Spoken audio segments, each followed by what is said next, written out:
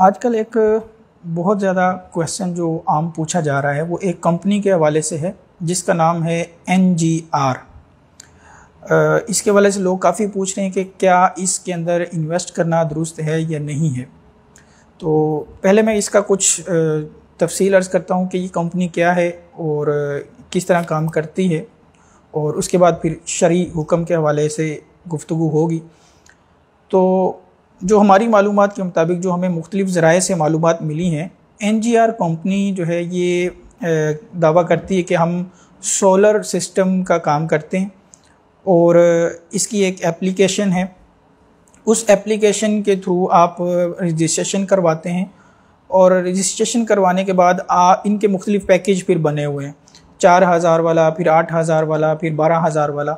तो आपने अगर मिसाल के तौर पर सबसे पहली स्टेज पे हैं और 4000 रुपया आपने पहले कंपनी को भेजना है ईजी पैसा वगैरह के ज़रिए। उसके बाद फिर आप कंपनी की एप्लीकेशन में जाके उस 4000 की जो पैनल है उसको एक्टिवेट कर लेंगे। एक्टिवेट करने से क्या होगा, आपका मुनाफा बनना शुरू हो जाएगा। हर 2 घंटे के बाद आपको मुनाफा मिलेगा और आपको 24 घंटे के अंदर कम से कम एक बार एप्लीकेशन जो है वो खोल के उसको चेक करना है, अपना मुनाफा रिसीव करना है। अगर आप नहीं करेंगे तो आपका मुनाफा वापस हो जाएगा। आपको जो है वो एक फ़िक्स मुनाफा जो है वो रोज़ाना की बुनियाद पर या घंटों की बुनियाद पर जो है वो मिल रहा होता है, और 1 हफ़्ते के बाद आप जितना आपका मुनाफा कमाया है आपने वो भी सारा निकाल सकते हैं, और जितना आपने इन्वेस्ट किया था वो भी आप ले सकते हैं। और अगर चाहें तो आप मज़ीद री इन्वेस्ट करना चाहें तो मज़ीद री इन्वेस्ट कर सकते हैं। इस तरह ये आपका ये तरीक़ाकार चलता रहेगा। और इसके साथ साथ ये है कि अगर आप दूसरे लोगों को भी इसके साथ ज्वाइन करवाते हैं तो उसमें ये होगा कि अगर आपने 5 लोगों को करवाया है तो आपको फिर आप एक तो कमीशन मिलेगा ज्वाइन करवाने का, फिर ये कि आपको बोनस भी मिलता रहेगा, फिर आपका लेवल अप हो जाएगा। आप मज़ीद जो बड़ी इन्वेस्टमेंट है वो भी कर सकेंगे। और मिसाल के तौर पर अगर A ने B को करवाया है, उसमें साथ ज्वाइन करवाया है, फिर B ने C को करवाया, तो A को B की भी कमीशन मिलेगी, फिर B ने C को करवाया तो उसकी भी कुछ ना कुछ कमीशन B को भी मिलेगी और A को भी मिलेगी। इस तरह ये पूरा एक सिस्टम बनाया हुआ है। अगर हम इसके शरई हुक्म की तरफ बात करें कि ये क्या इस तरह इस कंपनी में इन्वेस्ट करना दुरुस्त है या नहीं है, तो शरई तौर पर इस तरह की कंपनी के अंदर जो इसका तरीक़ाकार जो बयान किया गया है, इसके अंदर इन्वेस्ट करना जो है वो बिल्कुल जायज़ नहीं है, हराम है और गुनाह है। इसमें जो शरई खराबियाँ पाई जा रही हैं वो क्या हैं? अव्वल तो बात यह है कि इसमें वो आपका जितना भी मुनाफा आपको दे रहे हैं वो एक फ़िक्स अमाउंट है। यानी अगर आप 4000 आपने इन्वेस्ट किया है तो आपको एक मखसूस मिकदार बता दी जाती है कि इतना आपका मुनाफा 2 घंटे का बनेगा और महीने हफ्ते का इतना बन जाएगा। और अगर आपने 8000 किया है तो फिर उसका भी एक फ़िक्स अमाउंट बता दिया जाता है। इसी तरह जबकि अगर शरई एतबार से बात करें, कोई शिरकत या मुदारबा जो पार्टनरशिप की जो शरई तरीक़ेकार होते हैं उनमें उसूल ये होता है कि एक फ़िक्स अमाउंट मुनाफा तय नहीं कर सकते, बल्कि जितना नफ़ा हो हकीकी तौर पर जितना नफ़ा है उसका परसेंटेज जो है वो तय किया जाता है कि भाई जितना मुनाफा होगा उसका 10% 20% इतना आपको मिल जाएगा। ये जो फ़िक्स अमाउंट कर लेना है ये उलमा ने लिखा कि ये शिरकत को ख़त्म कर देता है, बल्कि क्योंकि हो सकता है कि किसी महीने में हो ही इतना नफ़ा तो वो एक ही फरीक ले जाएगा। तो बहरहाल शिरकत के अंदर जो है वो एक फ़िक्स अमाउंट कर लेना ये जायज़ ही नहीं होता। दूसरी बात यह है कि जो भी इन्वेस्टमेंट के जायज़ तरीक़ाकार होते हैं उसमें नुकसान की भी आदमी नुकसान को भी बर्दाश्त करता है। भाई मैंने इन्वेस्ट किया है, अब अगर कंपनी लॉस में चले गई, उसको नुकसान हुआ तो जिस तरह जो भी सरमाया लगाएगा उसको नुकसान भी बर्दाश्त करना पड़ेगा।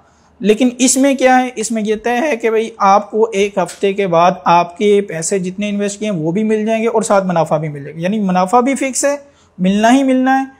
और दूसरी बात ये कि आपको नुकसान की कोई सूरत नहीं है। तो ये जो है ये किसी शरई जो पार्टनरशिप के कोई तरीक़ाकार जो उसूल और ज़वाबित बयान किए गए हैं शरीयत में, ये उनमें से किसी के तहत नहीं आता। बल्कि अगर इसकी हकीकत देखी जाए कि आपने अपना पैसा किसी को दिया है और वो आपका पैसा जो है वो सेव है, उसमें लॉस का कोई चांस नहीं है, आपको वापस मिलेगा और साथ मुनाफे के साथ मिलेगा। तो ये हकीकत इसकी जो देखी जाए तो वो ये बनती है कि आपने गोया कंपनी को कर्ज़ दे दिया और कर्ज़ की बुनियाद पर आप मुनाफा ले रहे हैं। जिस तरह हम आम किसी बंदे को कर्ज दे दें कि भाई कर्ज का उसूल यही है कि वो आपको आपके पैसे वापस करेगा, लेकिन यहाँ ये है कि पैसे भी वापस होंगे, साथ मुनाफा भी मिलेगा। तो ये जो है शरीयत की नज़र में ये बिल्कुल हराम और ये सूद के ज़ुमरे में आता है। हदीस पाक में फरमाया गया, कुल्लु कर्दिन जर्रा मनफ़िअतन फ़हुवा रिबा, हर कर्ज जो नफ़ा लेके आए वो सूद होता है।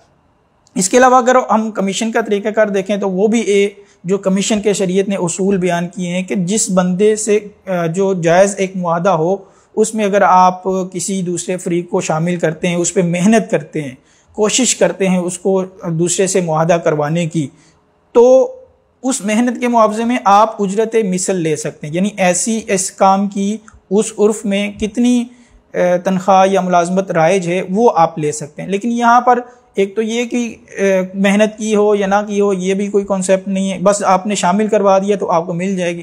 दूसरी ये कि कमीशन की भी एक रेशो जो है वो उजरत मिसल होनी चाहिए, यानी जितनी राइज उस काम की है, लेकिन वो भी यहाँ पर इन तरीक़ाकार को, इन जो उसूलों को जो है वो मद्देनज़र नहीं रखा गया।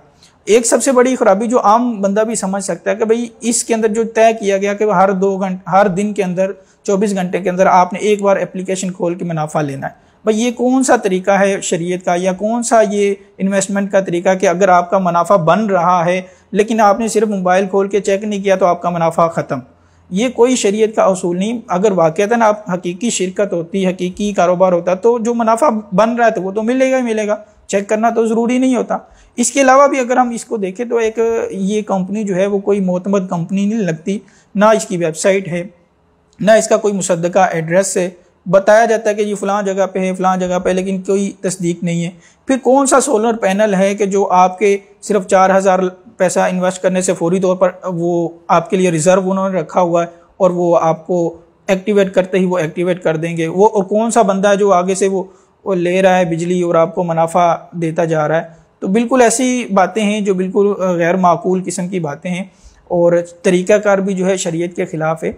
तो इस तरह की कंपनियों के अंदर जो है इन्वेस्ट करना जो है वो जायज़ नहीं है, आदमी को इससे बचना चाहिए।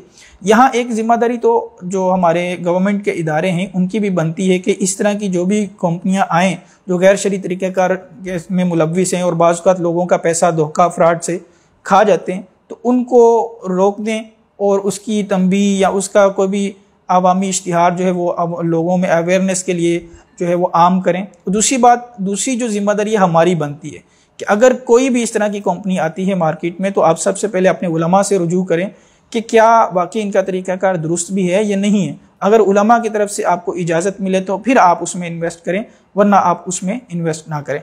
अल्लाह ताला से दुआ है अल्लाह ताला हमें अमल करने की तौफीक अता फरमाए।